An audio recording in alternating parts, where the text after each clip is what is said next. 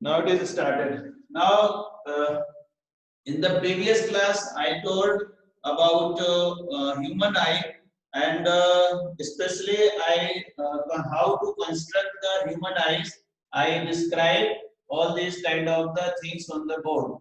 Now today I am again going to draw in the small pictures, and I will show that how human eyes we are able to see any kind of the object. Fine. Now don't have to draw this picture again. Only just for making the working to understand, make you more understanding. I am just going to draw this human eye. After that, I will tell you how this human eye works. Fine. This is the cornea part. This is the sclerotic part. Here there is a retina. There is a retina. Again with that retina, there is a ciliary muscles. With that ciliary muscle, there is a iris. That iris there is a consists of human lens. In here, there is a aqueous humor. There is a kind of the liquid aqueous humor. Here there is a blind point, and here there is a yellow point.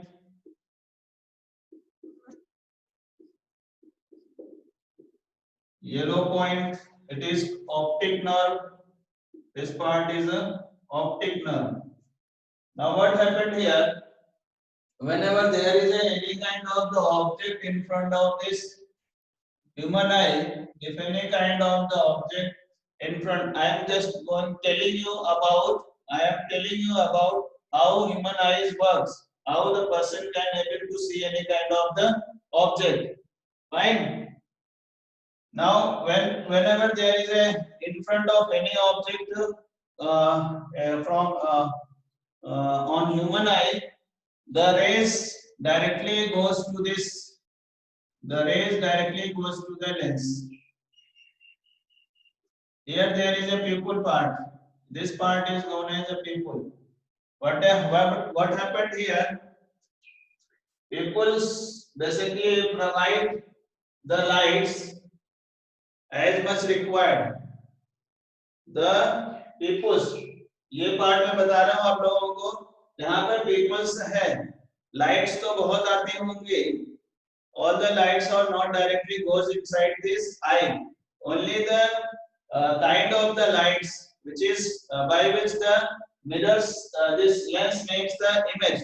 That much of light get inside this come on the lens. जितनी light lens की जरूरत है, जितनी lens पर light की जरूरत है image बनाने के लिए, वो लाइट जो है इस कॉर्निया के थ्रू इनसाइड में आती है और उसके बाद जो है पिपल्स के थ्रू वो लेंस पर जाती है. ठीक है. पिपल्स का काम है, what is the work of this pupil? Pupils का वर्क है कि जो लाइट्स आ रही हैं, अननेसेसरी लाइट्स, उसको बाहर भेज देती है. केवल उतनी लाइट्स को आई तक की लेंस तक की ले जाती है जितनी वहां पे रिक्वायर्ड है. That much of light which is required to make an image, that much of light sent by this pupil. Fine. Now once these lights are came to here, lens पर जैसे ही lights आएंगे, what happened? The जैसे मैंने आपको बताया था, it is a convex lens. इसका काम क्या है? Convex lens. और convex lens लाइट को क्या करता है? कंजर्व करने का काम करता है. Convex lens का काम क्या है? लाइट को कंजर्व करने का काम है. Here there is a retina. Here there is a retina part. Okay. The lights ऐसे आएंगे और यहाँ से थोड़ा सा डाइवर्ट होगी. लाइट यहाँ से आएगी लेंस से और थोड़ा सा डाइवर्ट होकर के यहाँ कहीं इमेज बनाएगी. यहाँ पे कहीं पे ये जो है ये रेटिना वाला पार्ट है जहाँ पे इमेज का फॉर्मेशन होता है। तो size of this object, whatever the size of this object as per their distance, जितना, क्योंकि मैंने बताया इस लेंस में आपका जो साइज है दे में डिफर, जितना पास होगा उसके अकॉर्डिंग जो होगा ये लेंस की साइज बड़ी और छोटी हो सकती है। ठीक है, क्योंकि बड़ा ऑब्जेक्ट है, बहुत बड़ा ऑब्जेक्ट है और वो हमें वैसा ही दिखना चाहिए जैसा है, लाइक एलिफेंट। एलिफेंट है, एलिफेंट हमारे सामने है, वो उसकी जो इमेज इसके अंदर बनेगी वो उतनी साइज की नहीं बनेगी जितना आपको वहां पे दिखाई दे रहा है, लेकिन ये जो इमेज बनाएगा पूरे बॉडी को कैप्चर करेगा, पूरे एलिमेंट, पूरा जो ऑब्जेक्ट है उसको पूरी तरह से कैप्चर करता है हमारा ये आई। और रेज जो है टॉप टू बॉटम, हेड से लेकर के उसके टो तक की पूरी रेज उसके सामने से आती है। मान लो ये टॉप की रे है, ये जो है टो की रे है, टॉप एंड टो। ठीक है, बॉडी का अपर पार्ट है, बॉडी का लोअर पार्ट, सबसे लोअर पार्ट है, दोनों से रेज आ रहे हैं। रेज यहाँ से आने के बाद थोड़ा डाइवर्ट होगी, कन्वर्ज होगी। कन्वर्ज किस डायरेक्शन में होगी? फोकस की डायरेक्शन में। कन्वर्ज किस डायरेक्शन में होगी? फोकस की डायरेक्शन में। और फोकस की डायरेक्शन में आकर के यहाँ पे जो रेटिना है, रेटिना जो है, रेटिना का कलर कैसा है? Black colour. रेटिना का कलर कैसा है? यहाँ पे रेटिना का स्क्रीन कैसा है? ब्लैक इन कलर है। तो ये जो इमेज हो, ये जो यहाँ पे रेटिना पर आएंगे और इमेज का फॉर्मेशन करेंगे। Now once this image are formed on retina, कैसे इमेज का फॉर्मेशन होता है रेटिना पर? रेटिना जो है चूंकि अटैच्ड है उससे optic nerve, this information goes to brain. यहाँ पे जो इंफॉर्मेशन आएगी वो क्या हो जाएगी? ब्रेन तक जाएगी। और ब्रेन जो होगा इस ऑब्जेक्ट को सीधा करेगा पहले।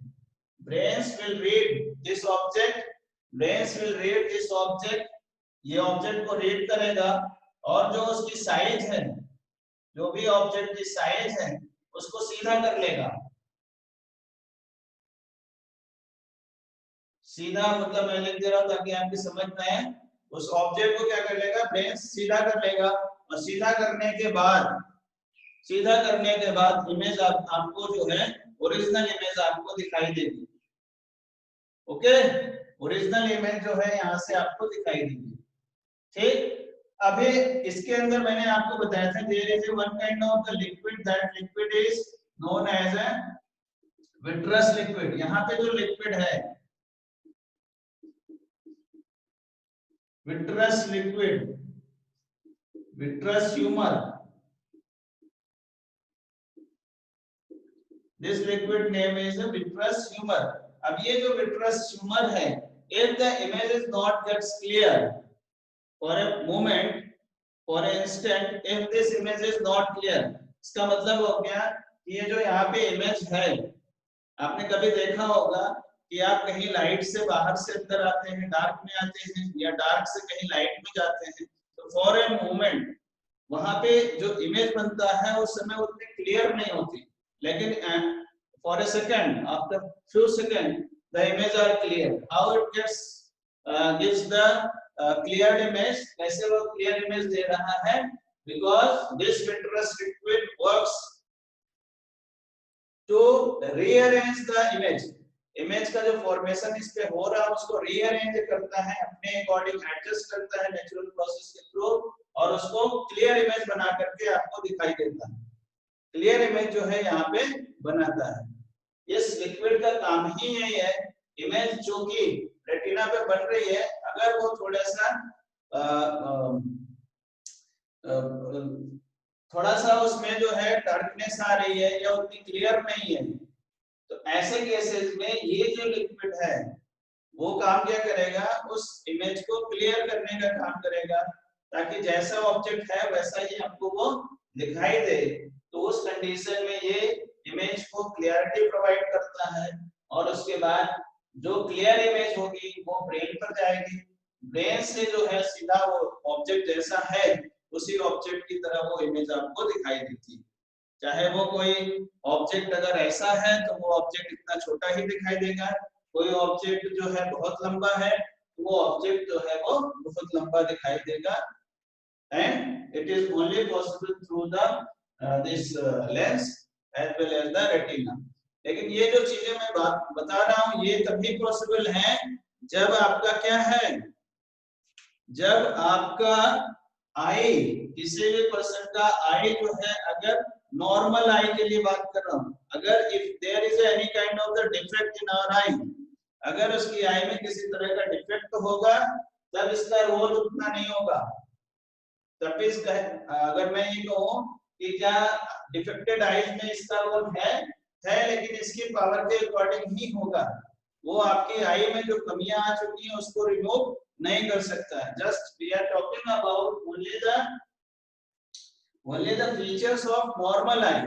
This features is applicable for only normal eye. If any kind of the defects are there in the eye, then this will not work. अपनी तरह से तो वर्क करेगा लेकिन हमको वो क्लियरिटी नहीं देगा जो हमको इमेज बनाने के लिए चाहिए डिफेक्टेड आईज में।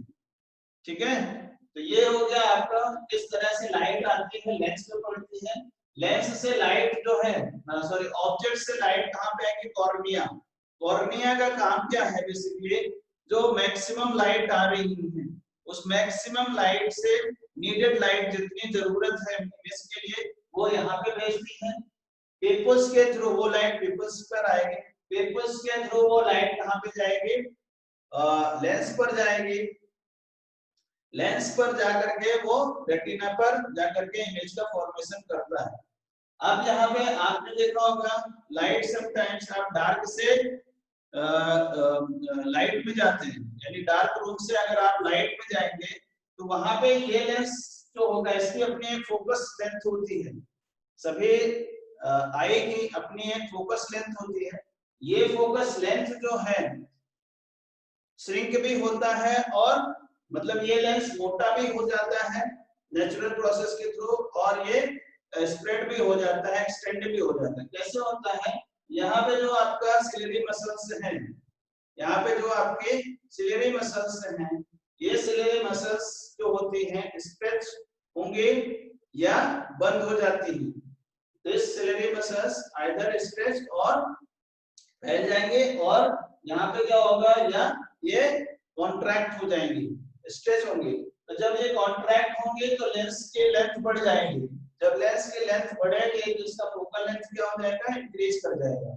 लेकिन जब ये कॉन्ट्रैक्ट होंगी, जब ये स्प्रेड होगी, एक्सटेंड होंगी ये, ठीक है, जब ये एक्सपेंड होंगे तो ये जो होगी इसकी विड्थ, लेंस की जो विड्थ होगी अभी ऐसे बाद में मोटी हो जाएगी, जैसे लेंस मोटा होगा तो उसकी फोकल लेंथ क्या हो जाएगी, कम हो जाएगी।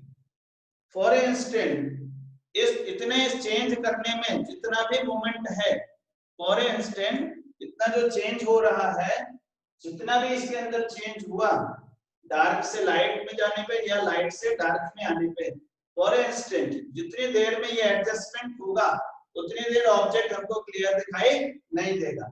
आप डार्क से लाइट में गए तो आपको ज्यादा फोकल लेंथ चाहिए होगा, तो ज्यादा फोकल लेंथ करने में फिर से इसको एडजस्टमेंट करना पड़ेगा, तो इसलिए क्या होगा, कॉन्ट्रैक्ट होगा ये, और जब ये कॉन्ट्रैक्ट होगा तो फोकस लेंस की लेंथ क्या होगी, बढ़ जाएगी। लेंस की लेंथ अगर बढ़ गई तो फोकल लेंथ बढ़ जाएगी और उसके बाद इमेज आपको क्लियर दिखाई देगा। तो इतना करने में जितना टाइम उसको लगेगा उतनी देर तक की हमको इमेज का फॉर्मेशन सही से दिखाई नहीं देता है। ठीक है, तो ये तो मैंने आपको सिलेरी का बताया आपको। इसके बाद जो है यहाँ पे मैंने पिपल्स का भी बता दिया आपको, मैंने ये बता दिया स्क्लेरोटिक का ये पार्ट, ये स्क्लेरोटिक है, ये सबसे हार्डेस्ट पार्ट होता है किसका, ह्यूमन आई का, और ये इसका काम क्या है, what is the function of this, इसका काम होता है आई को एक स्ट्रक्चर प्रोवाइड करना, it provides the structure to eye. ठीक है, ये हमारी आई को क्या प्रोवाइड करता है, स्ट्रक्चर प्रोवाइड करता है।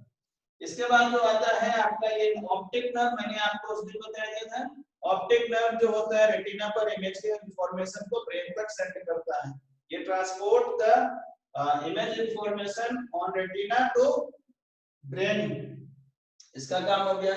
इसका जो यहाँ पे जो लिक्विड है, इस लिक्विड को मैंने कहा था aqueous humour, this liquid is known as aqueous humour. This liquid is known as aqueous humour. Aqueous humour का काम क्या है, आई में जो हमारी पुतली होती है ना एक्वस, और इसको फ्लेक्सिबिलिटी प्रोवाइड करता है। Because of this presence of this liquid the I move from all the direction, okay, left right, ऊपर एंड नीचे, top and bottom, it can be seen. और ये जो फ्लेक्सिबिलिटी है, फ्लेक्सिबिलिटी किसके कारण से, दिस लिक्विड, जिसको हम एक्वस लिक्विड बोलते हैं, ठीक है। इसके बाद जो है और कौन सा पार्ट बच रहा है, रेटिना बता चुका हूं। रेटिना पर इमेज का फॉर्मेशन होता है, ब्लाइंड स्पॉट मैंने बताया सबसे सेंसिटिव पार्ट होता है। तो it is all about this what we call as a human eye structure. Now I am going to pause the video and you are allowed to ask any questions.